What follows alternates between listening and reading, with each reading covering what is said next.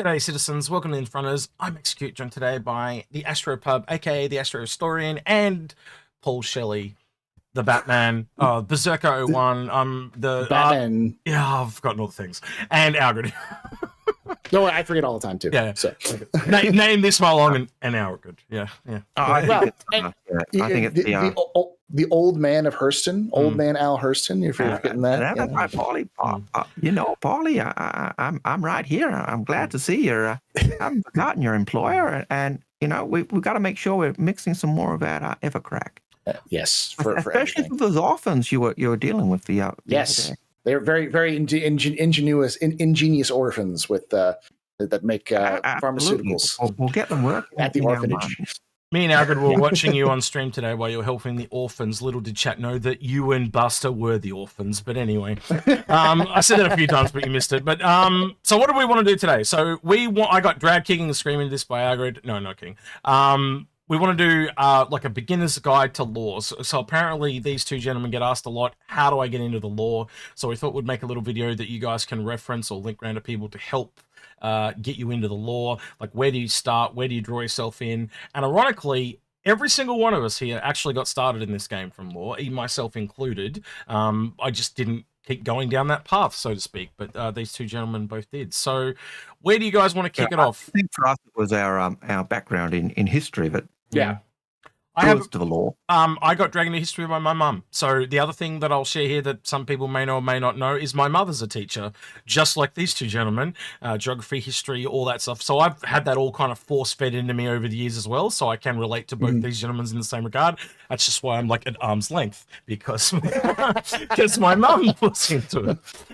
So we, on the other hand, are like sponges. We suck it up. Yes. Yeah. Right. So where do you go? Where do you gents want to start? I suppose the first point is the fact there's so much law. Like, I don't know about you, Paul, and I don't know about you, X, but I hear lots of people say Star Citizen has no law. It's shallow. It's and I'm like, what are you talking about? There is a ton of law. There's a law piece that's been put out almost every week for the last 10 years. Yeah, I think, and that's excluding where other sources as well. So there's a ton of law. They've only recently started to slow down. Yeah. Keep that in context. Like, for almost 10 years, in some cases early on in the project, there was a lore piece, like 2 or 3 lore pieces a week. And there was only one writer. Yeah. Who was also writing for Squadron. Yeah. So it's kind of crazy. He's been there since Dave Haddock's been there since the beginning. Day one. Yeah, and that's not common in a lot of games. Like most games, you build a game, you make sure the gameplay is all working, and then you write a story around it. Like, the story is really an afterthought. Where this is, I wouldn't say it drives gameplay, right? But it's been there as a core kind of, I hate to use the word pillar, but it has kind of been there as that core pillar, as a, they wanted that depth since the beginning. And to be there since the beginning kind of talks about that. And what are they now? 4 people? Like 4 writers on a game is not exactly a small amount. Yeah. And the other thing I do hear from people is I don't want to read the law, because when they change the law, I'm going to be upset. And there is an element where that's true. Like, I'm still cut by the changing of Crusader, and yet I can even see how that change could happen, because original Crusader, beginning of a company, we're now further down. So there's plenty of room for that change, but I still find that hard. And so we've got that issue as well, where people don't want to read the law because when that changes, they're going to be cut. And yet, if you don't read the law, I actually think you're missing out on so much of the little nitty, just the nice little pearls that are out there.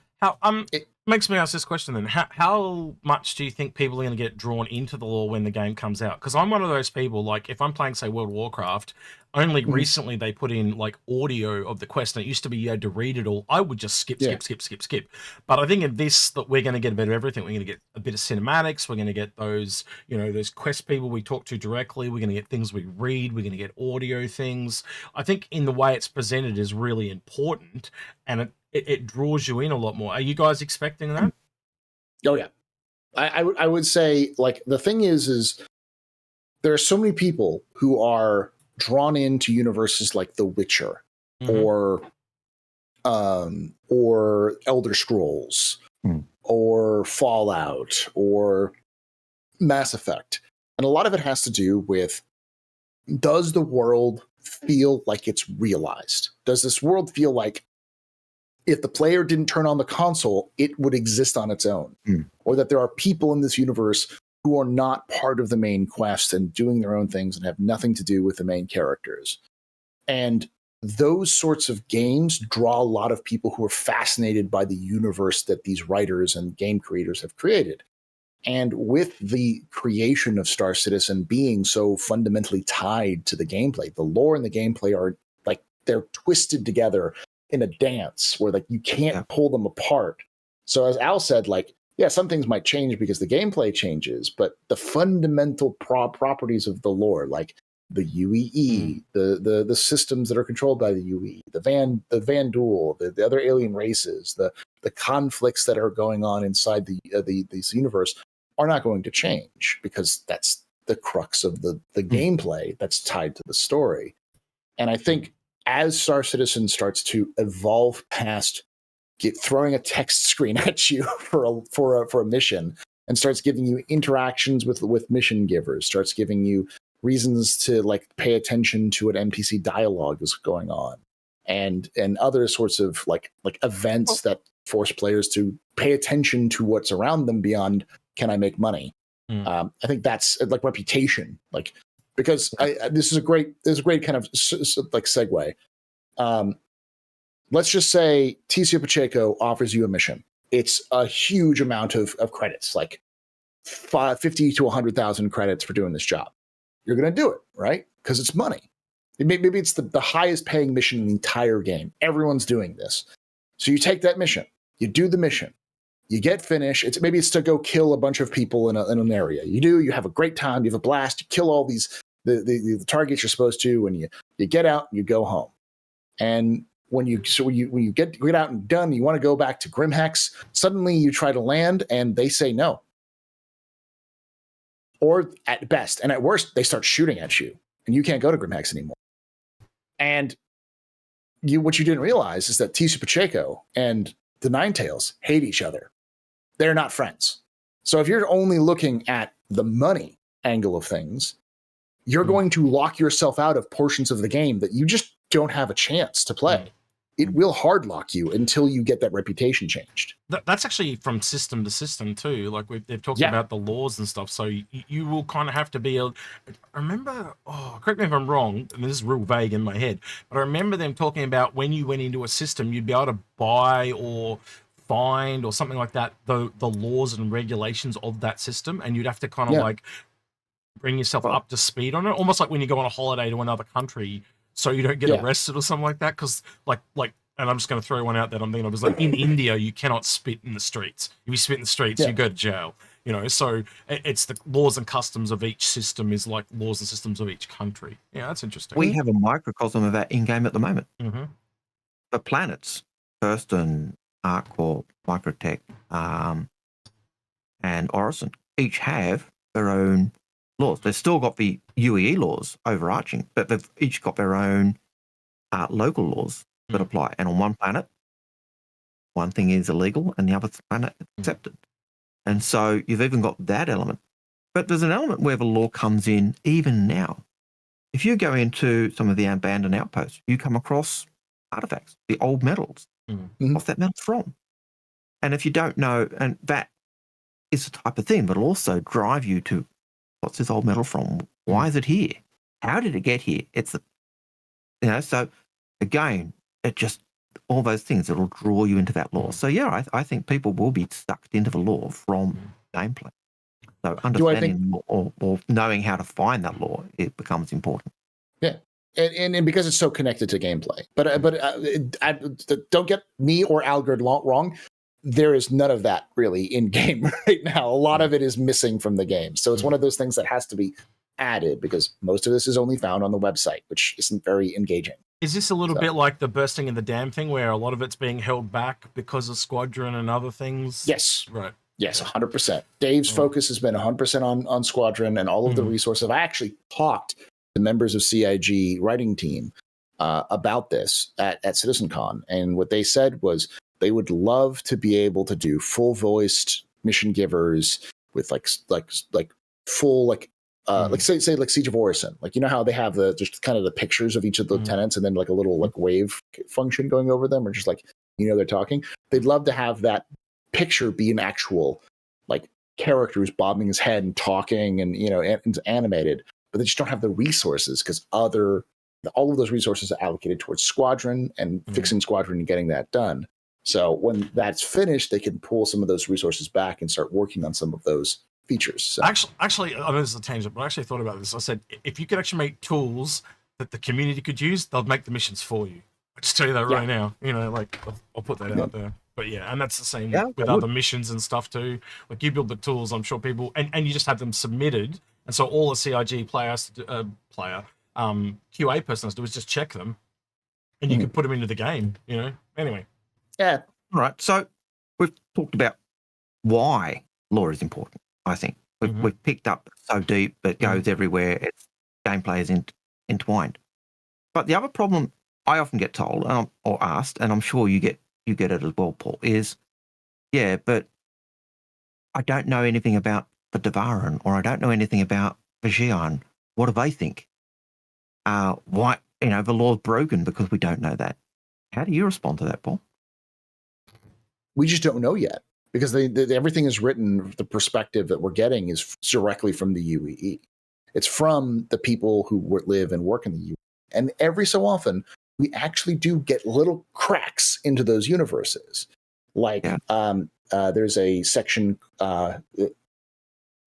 it's called Booty Call. And I know a lot of people think it's funny because it's supposed to be funny.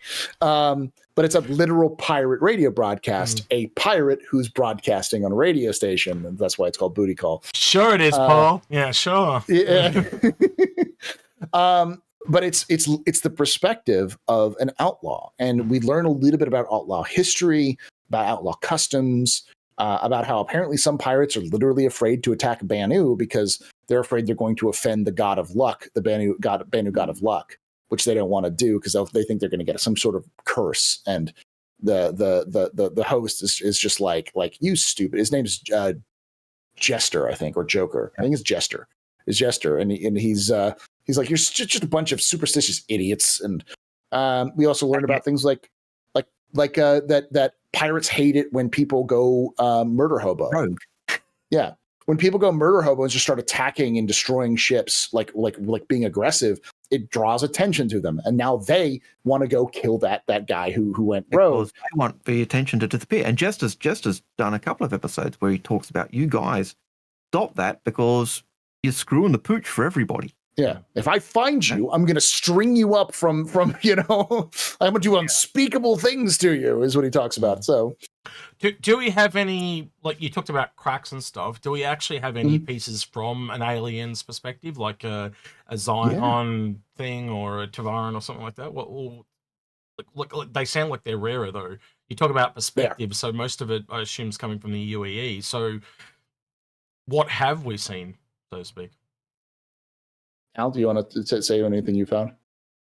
I find that what I like is that human perspective, the fact that we're seeing the history from the side that we're living.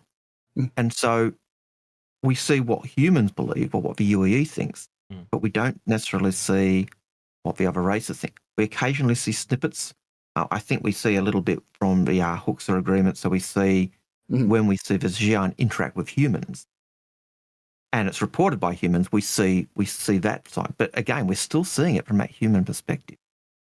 Where that will come, or how far we will see beyond that, opens a door for us to go exploring later on as we delve into those cultures. Yeah. Will we make mistakes? Absolutely. Because we'll be coming at it from the perspective of humans who don't necessarily understand the culture. It's a bit like, to pick up your analogy earlier, an Australian going to India and not knowing the culture or not knowing the customs, you're likely to make mistakes, and we're likely in the same position. So with humans, it narrows that perspective, so it allows you to make some assumptions. Yeah, I can see why they've done that, actually, in a weird way. And there would be cracks like that, like in real life, where you'd hear little things about using the Indian reference, you'd hear some little things about India, but you wouldn't know all of it. So you'd take you to go there to learn some of that. Yeah, I get that. That makes sense now. There's a great article written about a Tavaran who lives in the UEE, who left the UEE to go live in the Tavaran enclave. Why do I know the name of this?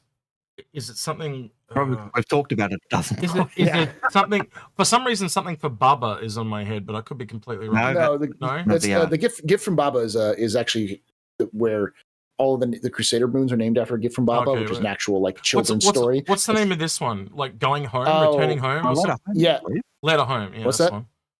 Yeah. And it's written by a Tavaran for a human newspaper about his perspective, about their perspective doing this and realizing.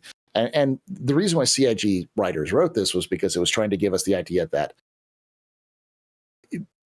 people, because I don't know, there's people, the community is romanticizing the Tavaran plight, being like, oh, the Tavaran are this poor people who've been removed from their lands, and it's like that's true, and they're definitely being persecuted by the UEE, but they also are doing a bunch of shady stuff that even their fellow Tavaran in the UEE would go, whoa, that's not Rajora, that's not kosher, that's not what we're about.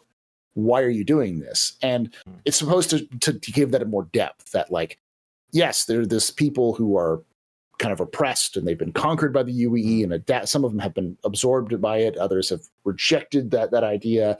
And there's a lot of good, interesting storytelling aspects about it.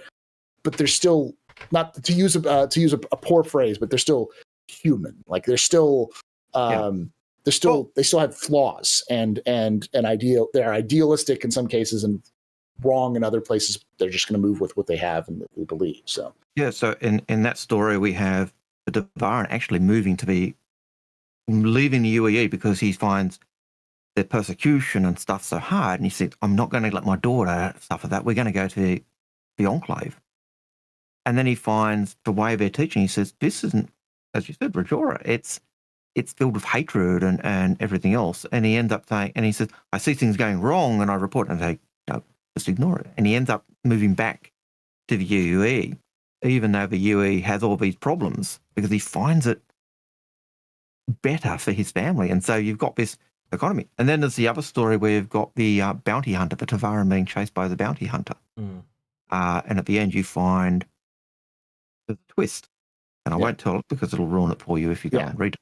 But it's a great way of it. The Tavaran who's being hunted by a bounty hunter, and his you learn a lot about like things like the traditional Tavaran weapons and about their perspective, like especially the exterior Tavaran perspective, like who view the UEE as corrupt, as imperialistic, and that this guy is literally a pirate. He doesn't care about, but he's like, yeah, I'm a pirate, but he's also like, I'm fighting against the regime that's terrible. Like I don't care. Like your laws don't matter because I don't believe in. So, right, Gemini is what I'm thinking of. They're made Gemini also. Tavaran. They're made by Tavaran. Yeah. But yeah, so it's like those little peaks. Like we get like some backstory from Banu. We hear some interviews of Banu. We get the stories that the Xian tell us and some of their interviews. We never get full of that. And I think the entire perspective being focused on the UEE, as Al said, is intentional. It's easier for the writers to write because it's kind of easy from their perspective, and they don't mess up by giving a perspective they're going to have to change in the future. But also it allows for players to explore those places on their own, like a traveler in a foreign land would, rather than being like, oh, well, yes, crack open book. These are all the things you need to know. It's like, no, you show up at the Banu, at a Banu bazaar being like, okay, I don't sign anything. And I know it's a couple things of Banu and they're friendly. That's all I know. Let's go. Yeah. And so, and that makes I think that's the type of thing that makes the game more believable as being in a real place. If we knew everything about the different cultures we're not supposed to, it takes away the mystery. And I think that's part of the allure of Star Citizen as well, that allure of the unknown. All right, so if I was someone that had, new to the game or never done this before, or someone that wanted to get into this, where would I start? So I've got some browser pages linked up here. Yep, that we've kind of told you to get up. Yep, because I didn't know where to go at all. Now, you said I go to the com link here? That's the first The one? first one is go to the com link. If you want to know the latest up-to-date stuff, and you just want to go through all of it and just kind of browse as you want to, you go there and you go to channel and you go to Spectrum Dispatch and hit search. And once you do that, it'll bring up every single lore piece that exists that has been posted on the website. But when I was starting, probably the best thing I did is I looked for a series of lore posts called Time Capsule. Right. And so Very first if you go into the next one across, not from channel, but that one. Yep. And the time capsules are a series of very short little articles that pick up those really key incidents in human history. Now, this one, when we were jump drive. When we were laying these out, these guys wanted me to use this page that is humble jumbled, and I went, no, I'm going to use this page because it's nice and neatly laid out in a list. Yeah, and that's a good example of like the reason why it's so difficult to get into to lore really is because of how badly CIG has laid out the lore for everyone. How do you put that? Like, I know you can say it's a grid system, right? But then all of a sudden you have double ones and full-fledged ones, and it just becomes hard to track. You have to go by the big dates on them. The problem is that not all of them have big dates on the front, and so you're just like, okay, and then maybe scroll them all the way to the bottom. If you start at the first one, often down the bottom. You can just go all the way to the right and just keep going, and you'll eventually come back to this one. So and that's generally how I started. Now, what about you, Paul? How did you start? I was actually saying to these two guys before the show, this is actually where I started in Star Citizen. So I actually kind of started in a podcast called Star Signal. But the way we actually got together was we were going to record all these in audio form and so people could watch them as a video rather than read them all. And that never ever kind of got off the ground. It just morphed into a podcast and off we went. But I read all these, and that's kind of where I kind of got the buzz to do it. So for me, it was the time capsules. They gave me those nice links. But what about you, Paul? Where did you start? It's still here, but it was in a different place. So there was, I don't remember who it was. It may have been Lorecast, it may have been Star Signal, it may have been somewhere else. But someone did a full role play sort of immersive reading of the time capsules as if they were a professor lecturing at a university. They kind of came in, they had the back and says, hey, we're going to start off with some basic UEE history. Make sure you're paying attention, and these will be on the tests. Make sure you have notes out. And then kind of started off as like, and then just started kind of talking through it all. And it was about 20 minutes of the person who was doing it was very professional, knew what they were, knew how to do it. It was really, really well edited. And when I put it together, I was like, wow, this is it flows really well and makes sense. And so then I got in, looked at the time capsules, and I started looking at some of the other lore, and then sort of spiraled from there. So it sounds like we all started in the same place, which is probably why I recommend it to all of you guys. Well, and when we asked the same question of where do you start, to Dave Haddock himself, the writer of Star Citizen and Squadron 42, he said time capsule. Yeah. Time capsule is still the best place to start. Gets you all the ideas. So correct me if I'm wrong. This is essentially going from today, or very close, was that 2075, all the way. So it's 1,000 years essentially, isn't it? It's 20 little episodes that are probably 1 or 2 minutes long that you read in reading that go all the way from now to the start of Star Citizen. Essentially, is that right? Yep. And the broad strokes. I think there's a bit about Mars in there, the UEN, the UEE, and a few first contact and a few key points. I think that without spoiling anything, we'll let you guys read that on your own. But yeah, is there anything else you want to add to that about what's in there? No, that's pretty much all the highlights of human development, from the very first one, which is the development of a jump drive engine, all the way through quantum drive. But quantum drive. Sorry, I got it wrong last time too. So the quantum drive. So Childer's developing the quantum drive to bring the stars, to give his daughter the stars. And then moving on through, Mars tragedy, the Tavaran Wars. They all get mentioned. Basically, anything you might be curious about in Star Citizen has an entry in. So, like, there's an entry in AI and about how AI failed. There's an entry on Mars on the first jump point and how jump points work, how quantum drive works, how the first war with the Tavaran, who the Xi'an are, who the Mezzers are. Synth World is another big one that gets brought up there. Like all of the big points, basically what Dave and the other people, I'm sure Ben and Chris sat down and did is said, what are the highlights that we want to do with this game?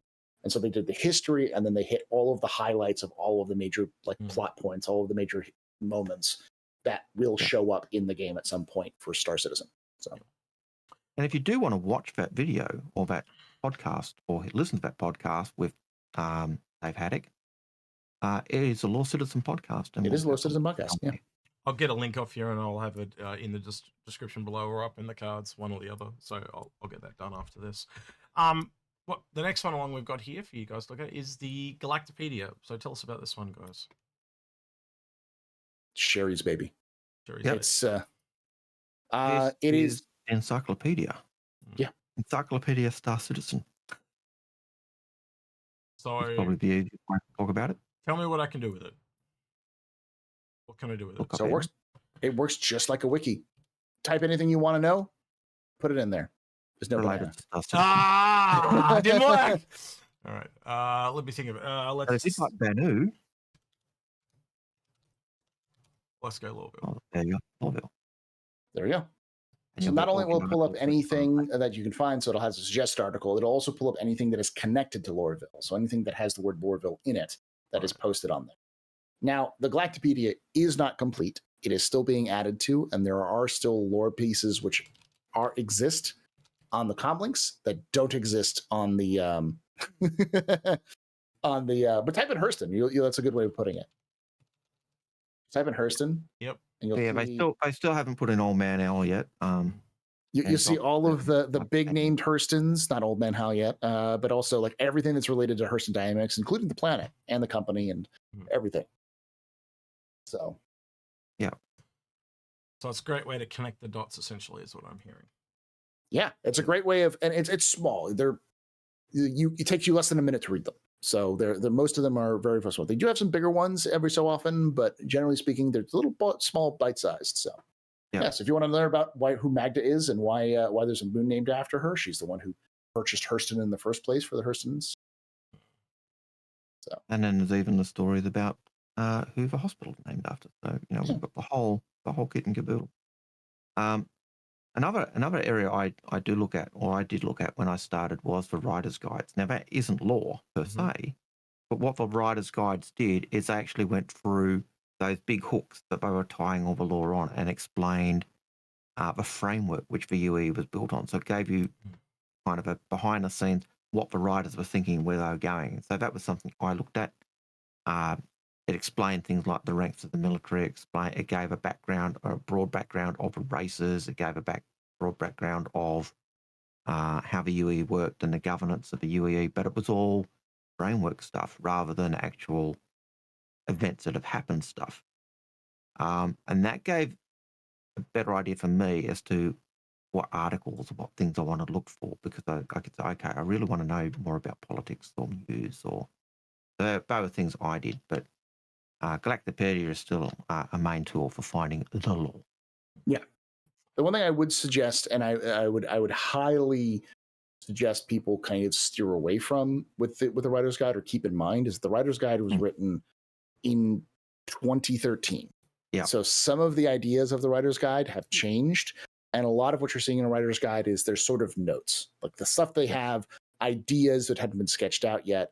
Because I have seen people, creators online, who do a lot of lore stuff, use that as gospel, as if like it's the exact lore, and it's instead of being like, these are the guidelines that were set forth 10 years ago from a writer who was in the process of writing the whole thing with only had the high level notes. So, and that's the thing you've got to remember when you're looking at some of the stuff is tools, and this is a tool, as opposed to the other stuff, which is the actual lore itself. So this is talking about. So this one you can go left to right too, just like on the other one. Yes, just like that. How many?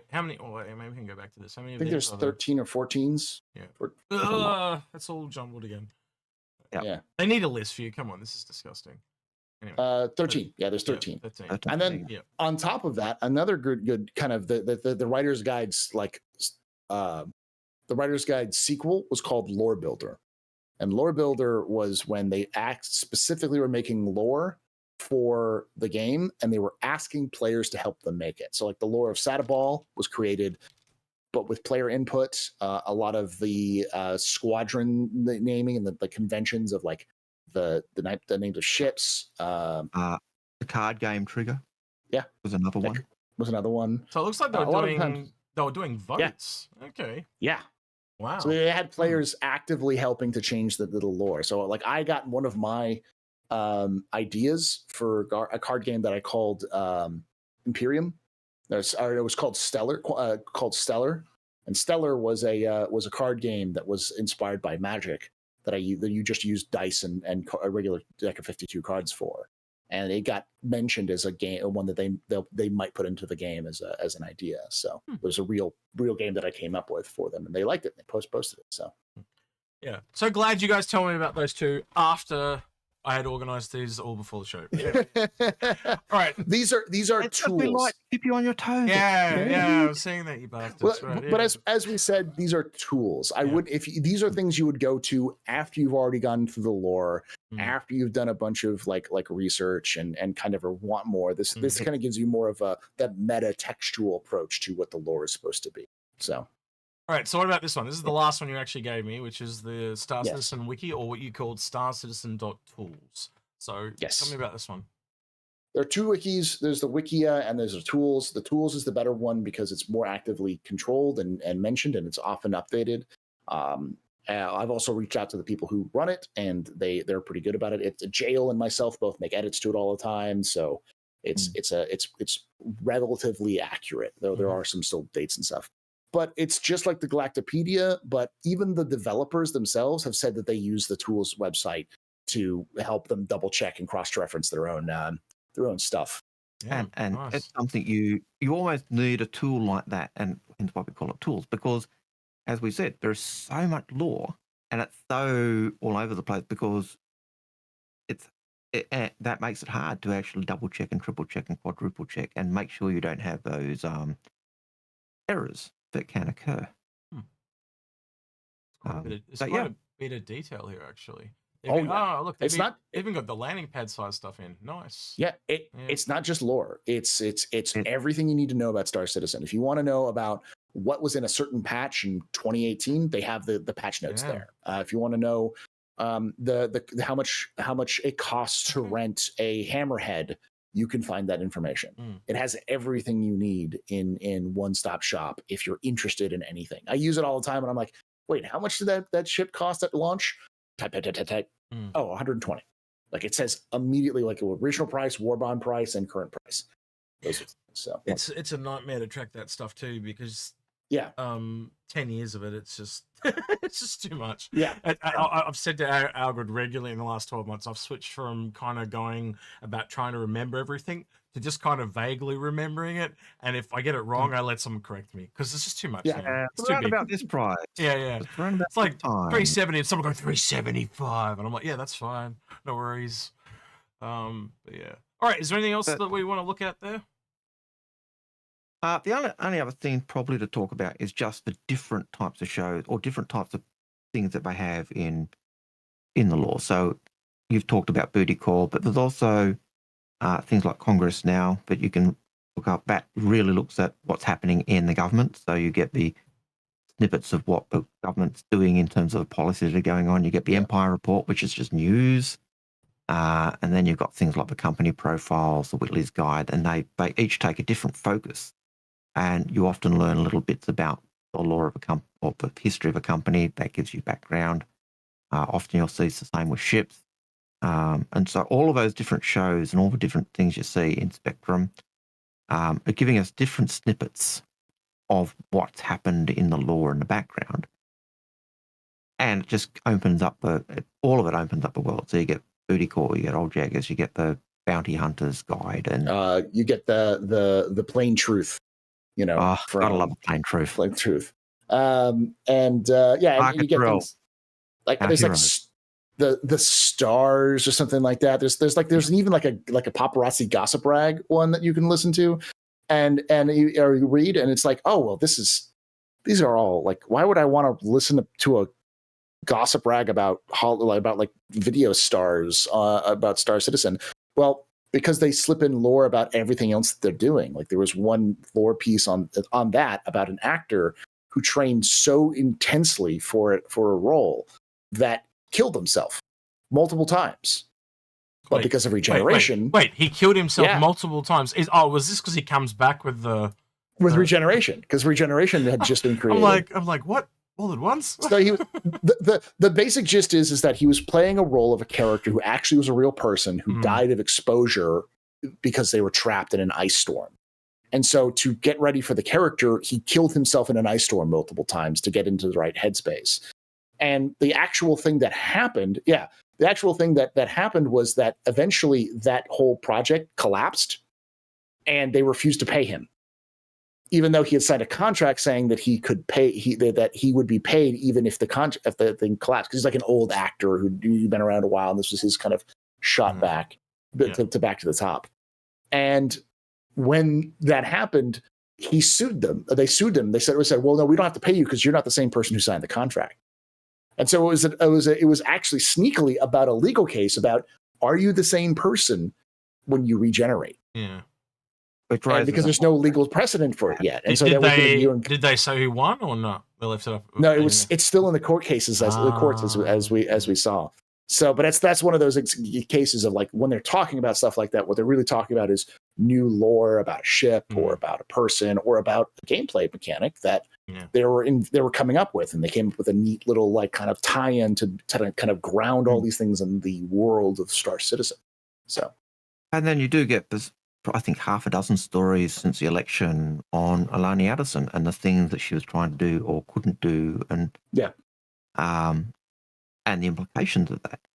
And so we, even with those, get behind the scenes look of what's going on. So one of the last big stories I can recall relating to Alani Addison was her desire to put a Xi'an as the UEE's ambassador to the Xi'an Empire. Strangely, that got shut down. Yeah. Because that Xi'an specifically was a translator who worked for the UE Diplomatic Corps, because his family was left behind on a world that was transferred to humanity after the agreement at the end of the Xi'an Human Cold War, when they agreed about splitting up the planets from different systems. And so his family stayed on the planet because they wanted to stay there. So he ended up living with humans and then helped work as a translator for companies and eventually the UE itself, and helped negotiate a lot of treaties. And for his service, he's actually a citizen. He became a citizen of the UEE, and as a citizen, he has the right to vote. He has the right to hold office. He has the right to even participate in public spheres. So the Imperator nominated him to be the head ambassador for the UEE to the Xi'an, and it was shot down by everyone because it's like, we don't know where his loyalties lie, because he's like 90. He's really old. He's like 200, 300 years old. He's only spent the last like 30 years in the UEE, so they're like, we don't know who his loyalties lie to. So, and that kind of answers the question you asked earlier, Rex, about do we get anything from behind the scenes? Well, that gave us a little bit behind the scenes of Xi'an, because this guy's so old, yet we don't know his loyalties, and so the law gives us that, even though it's not giving us that. So. All right, so in the comments below, I'd like to hear, are there any other resources on lore that you would recommend to new people that would be watching this video, or people that would like to figure out some stuff on their own? Paul, what would you like to hear from people below in the comments? I'd like to hear your own like hopes for the future of lore in the game. What do you want to see in game connected to lore? TV shows, radio broadcasts. What would help you get you into the lore from the game perspective? Suck you into the game, yeah. Yeah. Well, it's a part of that immersion, honestly. It really is. Like, I know I talked about World of Warcraft before, but like other games like KOTOR or Knights of the Old Republic, it was all these little cinematics, and it drew me in so much more than World of Warcraft did. Yeah. Algared, same to you. What would you like to same thing. What things do you find, or what things do you like about learning about the lore? Have you had any experience of digging for the lore? What were your problems? What were your successes? Yeah. And finally, I know you and Algared probably don't do it too much anymore, but you guys have that Law Citizens podcast. Where can people find that? Find you guys on that? Right. For now, you can find it at youtube.com/theastrohistorian. But I am, because it's such a different beast to the typical astrohistorian videos, I have to make a new YouTube channel specifically for the for Lore Citizen, and then Al and I and Jail want to start it back up again soon, so it'll be soon. But for right now, it's youtube.com/theastrohistorian, and it'll soon will be youtube.com / Lore Citizen podcast or something like that. So, and while we're on channels, so they can obviously find your Astrohistorian and your Astropub. Where can people find those and kind of tell people what you do there and all those shenanigans? Well, if you like more lore, youtube.com/theastrohistorian. I do lore of Star Citizen, but I don't just do lore of Star Citizen. I recently released a video covering the highlights of the lore of the Helldivers universe with the second game coming out. I've done lore on Cyberpunk, on Starfield, on New World, and I plan on doing lore posts or lore videos on Titanfall, Mass Effect, and a couple of other kind of franchises out there. Just Warhammer 40K. Sci-fi spin of lore, would you say?